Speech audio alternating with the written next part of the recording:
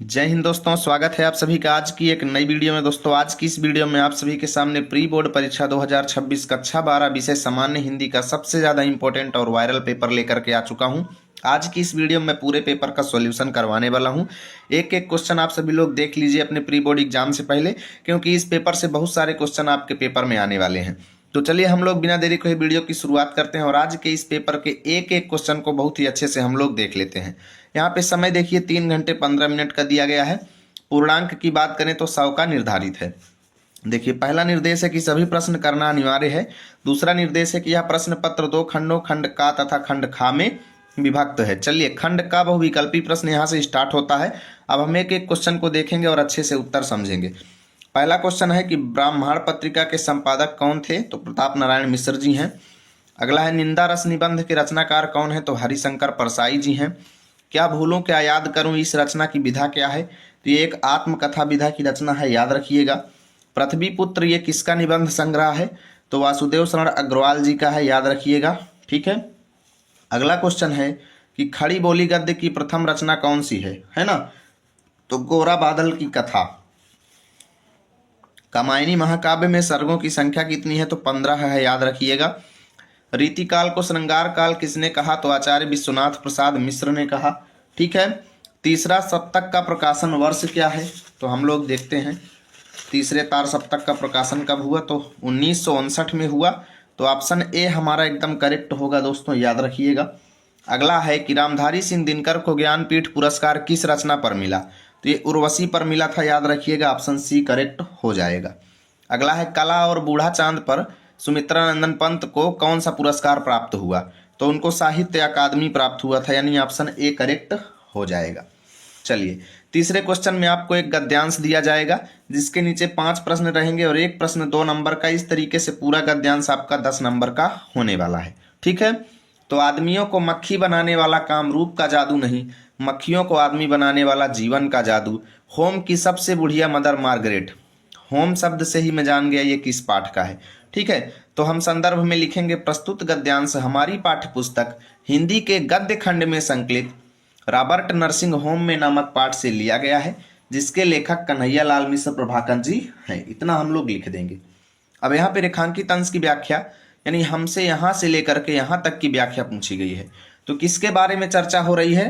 Narasimha home की सबसे बुढ़िया मदर मार्गरेट, जो कद इतना नाटा कि उन्हें गुड़िया कहा जा सके, अर्थात वो इतनी छोटी थी कि एक गुड़िया के जैसे लग रही थी, परंतु उनके चाल में गजब की चुस्ती थी, कदम में उनके फुर्ती थी, उनके व्यवहार में मस्ती थी और उनकी हंसी इस तरीके की थी कि उनकी हंसी को देखकर ऐसे लगता था जैसे मोतियों की बोरी खुल पड़ी हो, अर्थात प्रसन्नता बिखर पड़ी हो। ठीक है। और इस तरीके से वो काम करती थी कि मानो मशीन मात माने, अर्थात मशीन से भी फास्ट स्पीड में वो काम करती थी। यही सब आपको बना के लिखना है।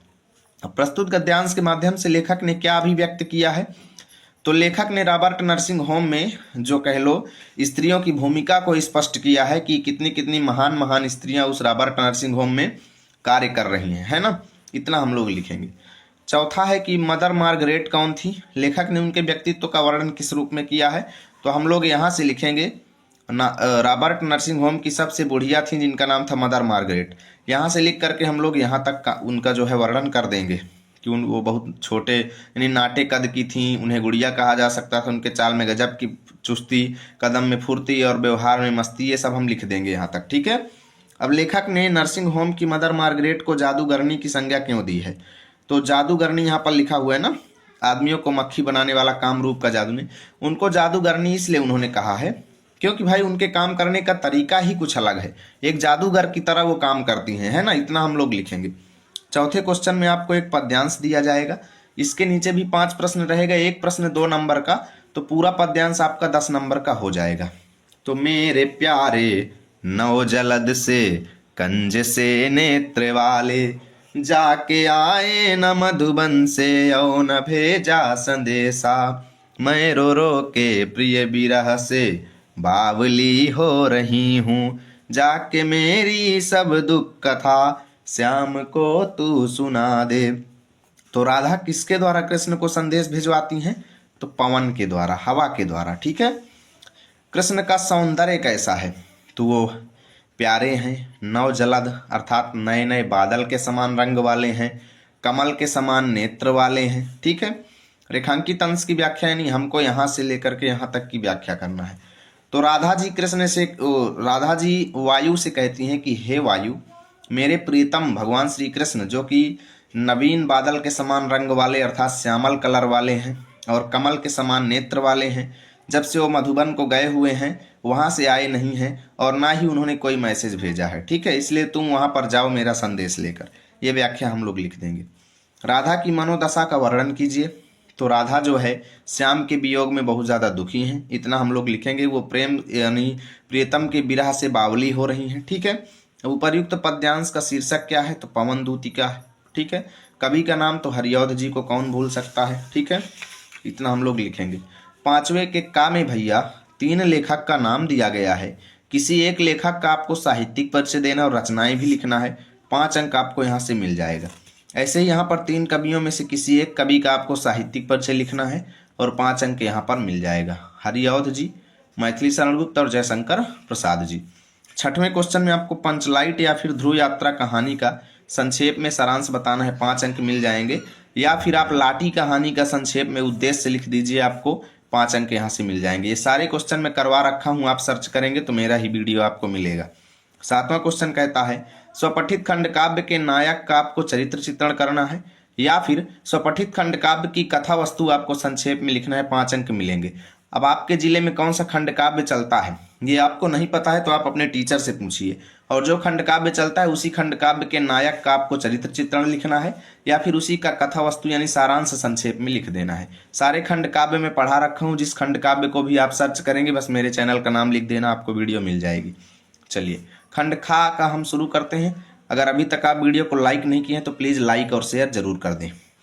यहाँ के का नंबर क्वेश्चन में बोला गया है कि इस संस्कृत गद्यांश का संदर्भ सहित हिंदी में अनुवाद करो, यानी पहले संदर्भ लिखो और हिंदी में अनुवाद करो। तो संदर्भ तो आप जान ही जाएंगे है ना, संदर्भ आप लिख ही लेंगे तो क्या दिक्कत है, हम हिंदी अनुवाद आपको बताते हैं। संस्कृतस्य साहित्यम सरसम, यानी संस्कृत का साहित्य सरस है अर्थात रसपूर्ण है।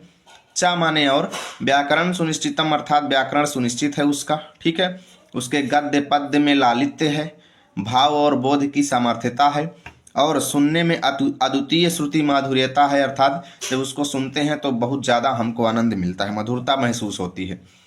किम बहुना अर्थात ज़्यादा क्या कहें, चरित्र के निर्माण के लिए जैसी प्रेरणा संस्कृत साहित्य देता है न तादृशी किंचित दयंती अर्थात वैसी प्रेरणा कोई भी साहित्य नहीं देता। मूलभूत मानवीय गुणों की जैसी विवेचना संस्कृत साहित्य में की गई है नान्यत्र तादृशी अर्थात वैसी विवेचना किसी भी अन्य साहित्य में नहीं है। दया, दान, पवित्रता, उदारता, ईर्ष्या न करना, क्षमा और अन्य अनेक गुण इस साहित्य के अनुशीलनेन संजायन्ते अर्थात इस साहित्य के अध्ययन मात्र से उत्पन्न हो जाते हैं। ठीक है, खा में आपको एक श्लोक दिया गया है, इसका आपको हिंदी अनुवाद करना है संदर्भ सहित, है ना। तो भोजस्य औदार्यम चैप्टर का ये लिया गया है, संदर्भ आप लिख दीजिएगा, हिंदी अनुवाद हम आपको बताते हैं। देखिए, अभूत प्राची पिंगा रसपति इव प्राप्य कनकम गतच्छाया चंद्रो बुध जनिउ ग्राम में सदसी क्षणम क्षीणास्तारा नृपतैवाननुम परा नदी पाराजन्ते द्रविड़ रहिता नामिउ गुड़ा। ठीक है, देखिए यहाँ पर क्या हो गया है, पूर्व दिशा जो है पिंगा अर्थात सुनहरी हो गई है, किसकी तरह, रसपति अर्थात पारे के समान, प्राप्य कनकम अर्थात सूर्य की सुनहरी किरणों को प्राप्त करके पूर्व दिशा जो है क्या हो गई है, सुनहरी हो गई है, पारे के समान। ठीक है, गतस छाया चंद्रो बुध जनिउ ग्राम में सदसी, यानी चंद्रमा की छाया उसी प्रकार चली गई है जिस प्रकार बुद्धिमान लोग गंवारों की सभा से चले जाते हैं। ठीक है, क्षणम क्षीणास्तारा नृपतैव अनुद्यम पराह अर्थात तारों की रोशनी क्षण भर में ही क्षीण होती जा रही है। क्षणम क्षीणास्तारा, तारा मतलब तारे जो हैं प्रत्येक क्षण, क्षीणा मतलब क्षीण होते जा रहे हैं। उसी तरह यू मतलब उसी तरह जिस प्रकार अन्य उद्यम पराह मतलब बिना मेहनत करने वाले नृपतय मतलब राजा क्षीण हो जाते हैं, जिस प्रकार ना मेहनत करने वाले राजाओं का नाश हो जाता है उसी प्रकार तारों की रोशनी नष्ट होती जा रही है। ठीक है, नदीपा राजंते द्रविड़ रहिता नामयु गुड़ाह अर्थात सुबह होने पर दीपक उसी प्रकार सुशोभित नहीं हो रहे हैं जिस प्रकार दीनहीन व्यक्ति के द्रविड़ रहिता नामयु गुड़ाह, जिस प्रकार दीनहीन व्यक्ति के गुणों की कोई वैल्यू नहीं होती, ठीक उसी प्रकार सुबह होने पर इन दीपकों की वैल्यू खत्म हो गई है। ठीक है, अब 3 में से किसी एक मुहावरे का आपको अर्थ लिख करके वाक्य प्रयोग करना है। 2 अंक आपको मिलेंगे। तो अपने पैर पर कुल्हाड़ी मारना मतलब अपने नुकसान का खुद कारण बनना। ईद का चांद होना मतलब बहुत दिन बाद दिखना। आकाश पाताल एक कर देना मतलब बहुत कठिन परिश्रम करना। 10वें क्वेश्चन में एक अपठित यानी अनसीन पैसेज आपको दिया जाएगा जो आपके सिलेबस से नहीं होगा, ये बाहर से दिया जाता है, ये किसी चैप्टर का नहीं होता, याद रखिएगा। इसको पढ़ना है और इसके नीचे दिए गए प्रश्नों का उत्तर देना है। 5 अंक का ये रहता है, ठीक है। तो आप लोग एग्जाम में इसको अच्छे से 2 से 3 बार पढ़ लेंगे, ठीक है, कि आज का युग विज्ञान और तकनीकी प्रगति का युग है। इंटरनेट, आर्टिफिशियल इंटेलिजेंस और स्वचालन जैसी तकनीकों ने मानव जीवन को सुविधाजनक तो बनाया है, ऐसे आप इसको पूरा पढ़ लेंगे, ठीक है। अब यहाँ तक है पूरा। पहला क्वेश्चन है कि विज्ञान और तकनीक ने मानव जीवन में कौन कौन से सकारात्मक परिवर्तन किए हैं। तो हम लोग इसको पढ़ेंगे तो उत्तर हमको मिल जाएगा। यहाँ पर आप पढ़ेंगे, है ना।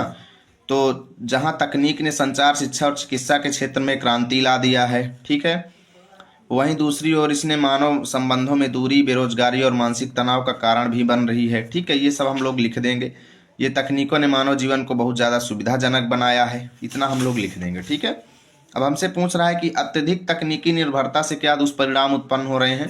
तो हम लोग यहाँ पर देखेंगे तो लिखा हुआ है, नीचे लिखा हुआ है कि अत्यधिक तकनीकी निर्भरता से व्यक्ति अकेलापन महसूस करता है और उसका सामाजिक व्यवहार जो है वो प्रभावित हो जाता है। तीसरा क्वेश्चन है कि हमें तकनीक का उपयोग किस प्रकार करना चाहिए। तो लिखेंगे अतः आवश्यकता इस बात की है हम तकनीक का विवेकपूर्ण उपयोग करें ताकि इसका लाभ उठाते हुए हम मानवीय मूल्यों को बनाए रख सकें, बस, ठीक है। 11वें के का नंबर क्वेश्चन में आपको शब्द युग में दिए गए हैं जिनका अलग अलग अर्थ आपको स्पष्ट करना है दोस्तों, ठीक है जी। तो हम आपको बता देते हैं, इस वाले सकल का मतलब क्या होता है। इसका मतलब होता है संपूर्ण। क्या होता है दोस्तों? संपूर्ण। और इस वाले सकल का मतलब होता है रूप या चेहरा, आपकी शकल कैसी है, ठीक है। और यहाँ पर अम्बुज का मतलब है पानी में जिसका जन्म हुआ अर्थात कमल, ठीक है। और अम्बुद मतलब पानी देने वाला अर्थात बादल, ठीक है। ऐसे आप अर्थ स्पष्ट कर देंगे।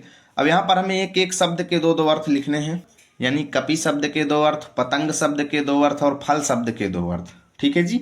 तो कपि का पहला अर्थ होता है बंदर और दूसरा अर्थ होता है आप हनुमान भी लिख सकते हैं, ठीक है। चलिए, अब यहाँ पे इस पतंग का पहला अर्थ होता है दोस्तों सूर्य और दूसरा अर्थ होता है पक्षी।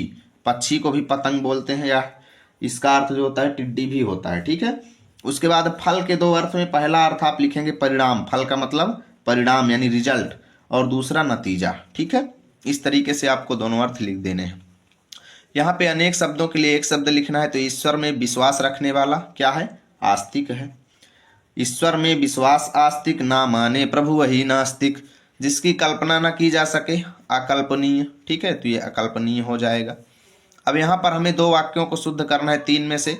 तो सज्जन पुरुष सबका भला चाहते हैं, तो जब सज्जन बोल दिया तो पुरुष काहे को बोल रहे हो बे, यानी सज्जन सबका भला चाहते हैं। अब ये सही हो गया।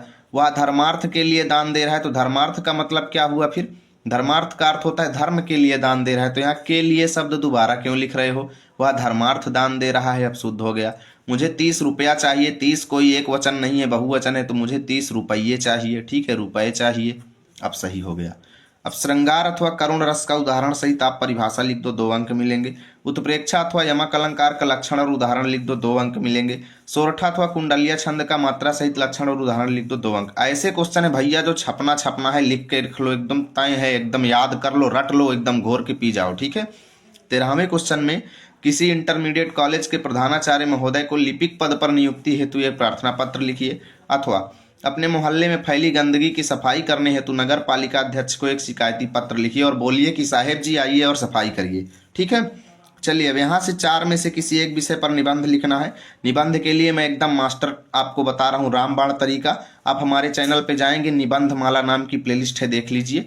वहाँ पर जितने निबंध हैं उनको आप अगर आप कंप्लीट कर लेंगे ना, तो एग्जाम में आपका एक भी निबंध नहीं छूटने वाला। ये हम 100% आपको बोल रहे हैं, आप वो निबंध तैयार कर लो, ठीक है। तो उम्मीद करता हूँ वीडियो आपको अच्छी लगी होगी। प्लीज़ वीडियो को लाइक करें, दोस्तों के पास शेयर करें। मिलेंगे आप सभी के साथ अगली वीडियो में, तब तक के लिए जय हिंद, जय भारत।